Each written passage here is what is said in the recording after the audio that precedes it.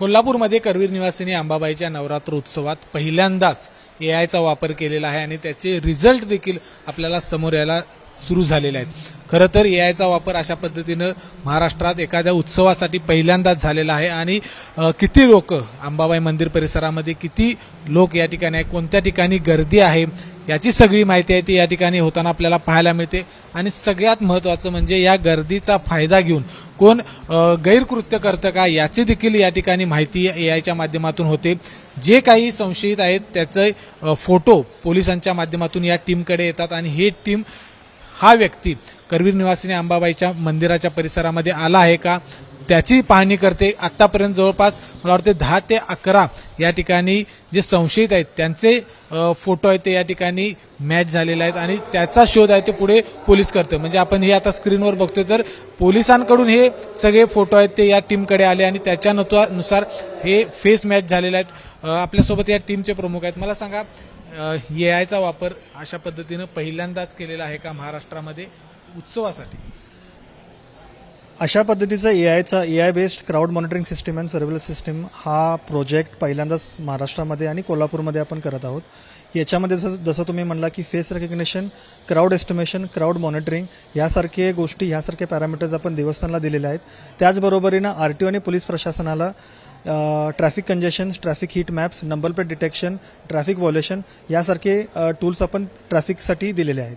हे दोन्ही गोष्टींचा उपयोग आपण रिअल टाईममध्ये करत आहे, त्यामुळे विदिन मिनिट्स आपले सगळे अलर्ट, सगळे नोटिफिकेशन जवळच्या जुना राजवाडा पोलीस स्टेशन असेल किंवा पोलीस प्रशासन असेल या सगळ्यांना आम्ही इमिजिएटली देत आहोत। अशा पद्धतीचा पहिल्यांदाच या ठिकाणी वापर होतोय गर्दीच्या ठिकाणी, पण तुम्ही याच्या आधी कुठे कुठे काम केलेलं आहे, कुठल्या सिटीमध्ये काम केलेलं आहे आणि याचा फायदा हा आता शहरासाठी कायमस्वरूपी होऊ शकतो का? तसं काही ही system already Delhi safe city आणि बँगलोर सेफ सिटीमध्ये 10,000 प्लस कॅमेराजवरती आहे। 32 इंटरनॅशनल एअरपोर्ट्सवरती ही सिस्टीम इम्प्लिमेंटेड आहे। NHAI टूल्स 8 NHAI टूल्सवरती ही इम्प्लिमेंटेड आहे आणि ही सेम सिस्टीम आपण आता इथे क्राऊड मॉनिटरिंगसाठी वापरत आहे। आमची अपेक्षा अशी आहे की अशा सिस्टीम्समुळे इतका फायदा सगळ्या प्रशासनांना होतो, प्रत्येक डिपार्टमेंटला होतो।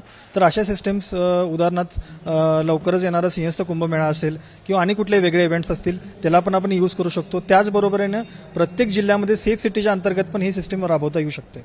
मला सांगा, अंबाबाई मंदिर परिसरामध्ये कोणत्या वेळी जास्त गर्दी होते, कोणत्या वेळी कमी गर्दी असते, हे काय समजू शकतो? आता बऱ्यापैकी आम्ही आजच गर्दीचा सगळ्यात जास्त पीक बघत आहे। आज शुक्रवार असल्यामुळे आणि पंचमी असल्यामुळे शुक्रवार, शनिवार, रविवार आजपासून 3 दिवस गर्दी राहण्याचे चान्सेस आहेत।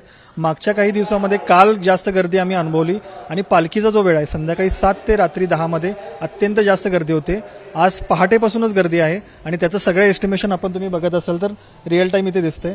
प्रत्येक मंडपमच्या थ्रेशोल्ड आहे, त्या थ्रेशोल्डच्या पुढे गेल्यानंतर आपली सिस्टम अलर्ट जनरेट करते, ज्याच्यामुळं एंट्री पॉईंट्स थांबवले जातात, एक्झिट पॉईंट्सवरती जास्त भर दिला जातो आणि त्याचबरोबरीने फेस रेकग्निशन देखील केलं जातं।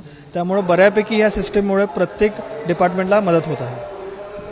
आपण बघितलं की पहिल्यांदाच अशा पद्धतीचा एआयचा वापर आहे तो या उत्सवादरम्यान झालेला आहे। त्यामुळे एखाद्या ठिकाणी किती भाविकांची संख्या आहे, त्या ठिकाणी भाविकांची कॅपॅसिटी किती आहे आणि भाविक आत्ताच्या घडीला किती आहेत याची सगळी माहिती मिळते। जर त्या भाविकांची संख्या वाढली तर त्या ठिकाणी अलर्ट आहे तो दिला जातो आणि तिथून मग गर्दी आहे ते बाजूला केली जाते। त्यामुळे एआयचा वापर खूप चांगल्या पद्धतीने या ठिकाणी पहिल्यांदाच अंबाबाईच्या नवरात्र उत्सवादरम्यान पाहायला मिळतो।